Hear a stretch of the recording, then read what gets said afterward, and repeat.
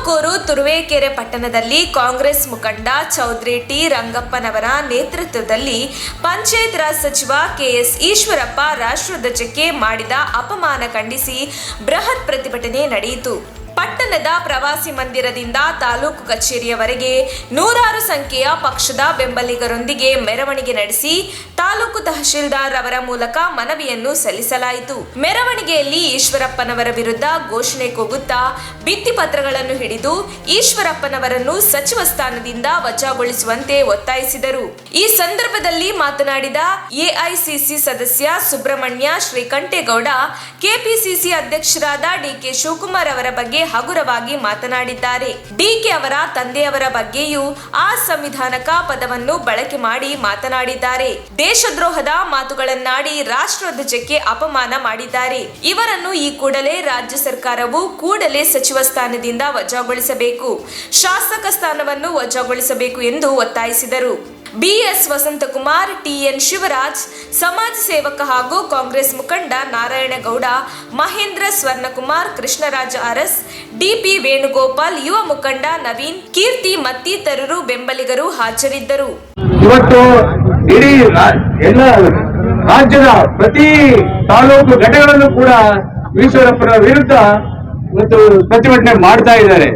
ಈಶ್ವರಪ್ಪನವರು ತಾವಾಗಿ ಮರ್ಯಾದೆ ಕೊಟ್ಟು ಈ ರಾಜೀನಾಮೆ ಕೊಟ್ಟು ಮನೆಗೆ ಹೋದ್ರೆ ಸರಿ, ಇಲ್ಲ ಅಂದ್ರೆ ಈ ಪ್ರತಿಭಟನೆ ಇನ್ನೂ ಉಗ್ರವಾಗಿ ನಡೀತದೆ ಅಂತ ಹೇಳ್ತಾ ಇವತ್ತು ತಾಲೂಕಿನಾದ್ಯಂತ ಬಂದಿರುವಂತ ಎಲ್ಲಾ ಕಾರ್ಯಕರ್ತರಿಗೂ ಮುಖಂಡರಿಗೂ ವಂದಿಸ್ತಾ ನನ್ನ ಮಾತುಗಳನ್ನ ಮುಗಿಸ್ತೀನಿ. ಜೈ ಹಿಂದ್, ಜೈ ಕರ್ನಾಟಕ.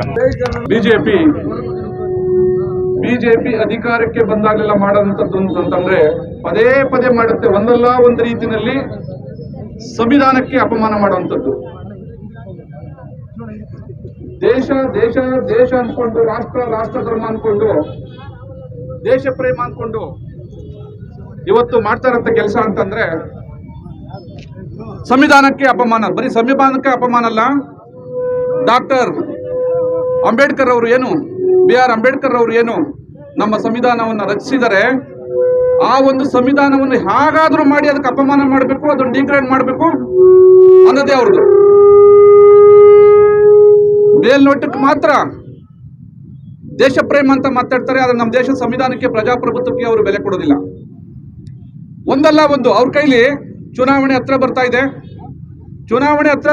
ಅವ್ರ ಕೈಲಿ ನಾವು ದೇಶಕ್ಕೆ ಮತ್ತೆ ರಾಜ್ಯಕ್ಕೆ ಏನ್ ಮಾಡ್ತೀವಿ ಅಂತ ಹೇಳಕ್ ಆಗ್ತಾ ಇಲ್ಲ.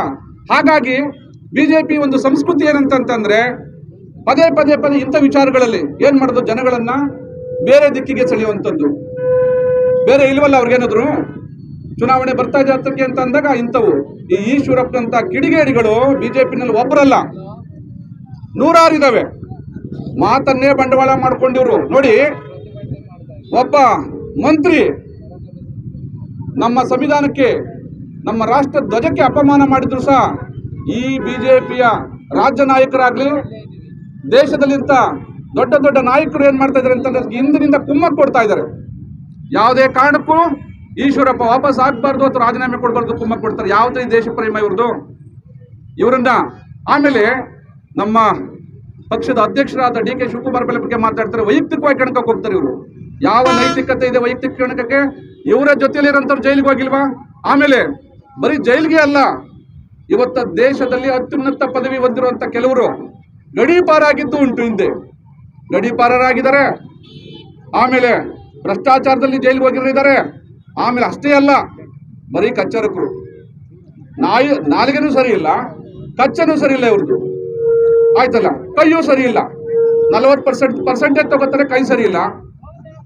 ಆಮೇಲೆ ಎಲ್ಲಾ ಕಾಮುಕರೇ ಕಚ್ ಸರಿ ಇಲ್ಲ, ಬಾಯಿ ಬಂದಂಗೆ ಮಾತಾಡ್ತಾರೆ ಇವರು.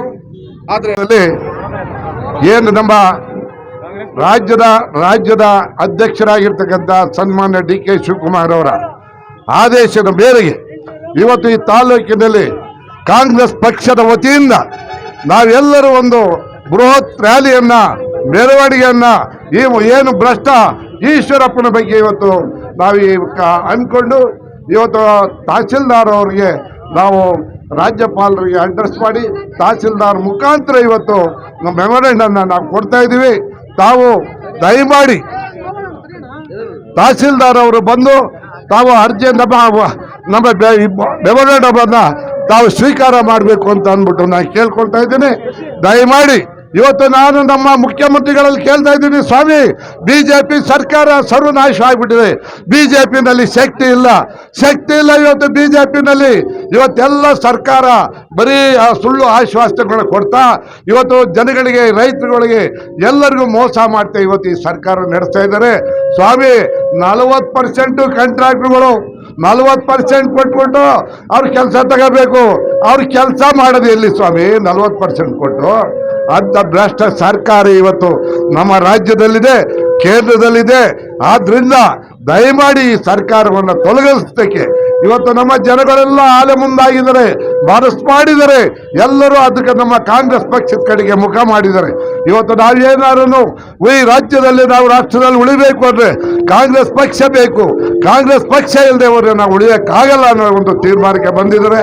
ಆ ಒಂದು ಉದ್ದೇಶದಿಂದ ಇವತ್ತು ಸನ್ಮಾನ್ಯ ಸಿದ್ದರಾಮಯ್ಯನವರು ಹಾಗೂ DK ಶಿವಕುಮಾರ್ ಅವರು, ಹರಿಪ್ರಸಾದ್ ಅವರು ಹಾಗೂ ಪರಮೇಶ್ವರ್ ಅವರು, ನಾನು ಅವರಿಗೆ ಮತ್ತೊಮ್ಮೆ ಅವರಿಗೆ ವಂದನೆಯನ್ನು ಸಲ್ಲಿಸಿ ನನ್ನ 2 ಮಾತನ್ನು ಮುಗಿಸ್ತಾ ಇದ್ದೀನಿ. ಜೈ ಹಿಂದ್, ಜೈ ಕರ್ನಾಟಕ.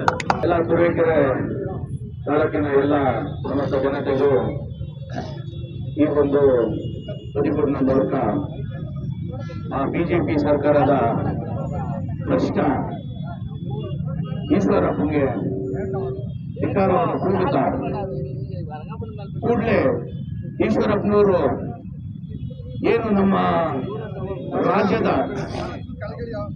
ಅಧ್ಯಕ್ಷರನ್ನ ಏಕವಚನದಲ್ಲಿ ಮಾತಾಡಿ, ಅವ್ರನ್ನ ಏಕವಚನದಲ್ಲಿ ಮಾತಾಡಿದ ಅಲ್ಲದೆ ಅವರ ತಂದೆ ಬಗ್ಗೆ ಏಕವಚನದಲ್ಲಿ ಮಾತಾಡಿ ಆ ಒಂದು ಸಂವಿಧಾನದಲ್ಲಿ ಒಂದು ಅವಮಾನ ಕಾರ್ಯವನ್ನು ಮಾಡಿದ್ದಾರೆ. ಅದಕ್ಕೋಸ್ಕರ ಈ ತಾಲೂಕಿನ ಜನ, ಈ ರಾಜ್ಯದ ಜನ, ಈ ದೇಶದ ಜನ ಎಲ್ಲರೂ ಸೇರಿ ಹೋರಾಟ ಮಾಡಿ ಈ ಒಂದು ಭ್ರಷ್ಟ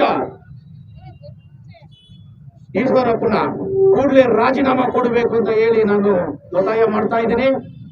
ಮತ್ತು ಈಶ್ವರಪ್ಪನವರೇ, ನೀವು ಮೊದಲೇ ನೋಡಕ್ಕೆ ಬಂದು ಮಾರಮ್ಮರಂಗೆ ಕಾಣಿಸ್ತೀರಾ. ಯಾಕೆಂದ್ರೆ ಆ ಒಂದು ಕುಂಕುಮವನ್ನು ಅವ್ರ ನೆತ್ತಿಲಿ ಎಕ್ಕಿದ್ರೆ ಮಾರಮ್ಮರಂಗೆ ಕಾಣಿಸ್ತಾರೆ. ಈಗ ನೀವು ಮಾರಮ್ಮನಂಗೆ ಕಾಣಿಸ್ತಾ ಇದ್ರೆ ಮಾರಮ್ಮನಂಗೆ ಸುಮ್ಮನೆ ಕುತ್ಕೋಬೇಕು. ಎಲ್ಲ ಕಿರಿಯರಿಗೆ ಬಂದು ಬುದ್ಧಿವಾದ ಹೇಳ್ಬೇಕು. ನೀವು ಸಚಿವರು 3 ಸಲ ಸಚಿವರಾಗಿದ್ದೀರಾ. ಈ ಒಂದು ರಾಜ್ಯವನ್ನು ನಡೆಸ್ಕೊಂಡು ಹೋಗುವಂತ ಹಿರಿಯ ಸಚಿವರಾಗಿದ್ದೀರಾ. ನೀವು ಈ ಒಂದು ರಾಜ್ಯಕ್ಕೆ ಒಳ್ಳೇದು ಮಾಡುವಂತ ಯೋಚನೆಯನ್ನೆಲ್ಲ ನೀವು ಬರಬೇಕು. ಈ ಒಂದು ಬಿಜೆಪಿ ಸರ್ಕಾರ ಈ ದೇಶದ ಜನಕ್ಕೆ ಮೊದಲನೇದಾಗಿ ಆ ಡಿಮಾನಿಟೇಷನ್ ತಂದು ಅವ್ರು ಹೊಟ್ಟೆಲ್ ಹೊಡೆದ್ರು, ಪೆಟ್ರೋಲ್ ಡೀಸೆಲ್ ತಂದು ಅವ್ರು ಹೊಟ್ಟೆಲ್ ಹೊಡೆದ್ರು, ದಿನಸಿ ಐಟಮ್ ದಿನನಿತ್ಯ ದಿನಸಿ ಐಟಮ್ ಹೆಚ್ಚು ಮಾಡಿ ಅವ್ರು ಹೊಟ್ಟೆಲ್ ಹೊಡೆದ್ರು. ಇವತ್ತು ನಮ್ಮ ದೇಶದ ಧ್ವಜವನ್ನು ಅವಮಾನ ಮಾಡುವಂತ ಕಾರ್ಯವನ್ನು ಬಂದು ಇವತ್ತು ಈಶ್ವರಪ್ಪನವ್ರು ಮಾಡಿದ್ದಾರೆ. ಇದಕ್ಕೆಲ್ಲ ನಾವೆಲ್ಲ ಖಂಡನೆ ಮಾಡಬೇಕು. ಅವ್ರನ್ನ ಬಂದು ಕೂಡಲೇ ಬಂದು ರಾಜೀನಾಮೆ ಕೊಡಬೇಕು ಅಂತ ಎಲ್ಲರೂ ಹೋರಾಟ ಮಾಡಿ ಒತ್ತಾಯ ಮಾಡೋಣ ಅಂತ ಹೇಳಿ ಈ ಒಂದು ಅವಕಾಶವನ್ನು ಮಾಡಿಕೊಟ್ಟ ಎಲ್ಲರಿಗೂ ವಂದಿಸಿ ನನ್ನ ಮಾತನ್ನು ಮುಗಿಸ್ತಾ ಇದ್ದೀನಿ. ಈ ಒಂದು ಕಾರ್ಯವನ್ನು ಮುಗಿಸುವಂತ ನಾವು ಬಂದು ತಹಸೀಲ್ದಾರರಿಗೆ ಒಂದು ಮನವಿ ಪತ್ರವನ್ನು ಕೊಡ್ತೇವೆ. ಅದು ರಾಜ್ಯಪಾಲರಿಗೆ ಕಳಿಸಿಕೊಡಬೇಕು. ನಮ್ಮ ತುಮಕೂರು ಮಾಧ್ಯಮದ ವಿಶೇಷ ಸುದ್ದಿಗಳನ್ನು ನಿರಂತರವಾಗಿ ಪಡೆದುಕೊಳ್ಳಲು ಚಾನೆಲ್ ಅನ್ನು ಸಬ್ಸ್ಕ್ರೈಬ್ ಮಾಡಿ. ಕ್ಷಣ ಕ್ಷಣದ ಸುದ್ದಿಗಳಿಗಾಗಿ www.nammathumakuru.com ಗೆ ಭೇಟಿ ನೀಡಿ.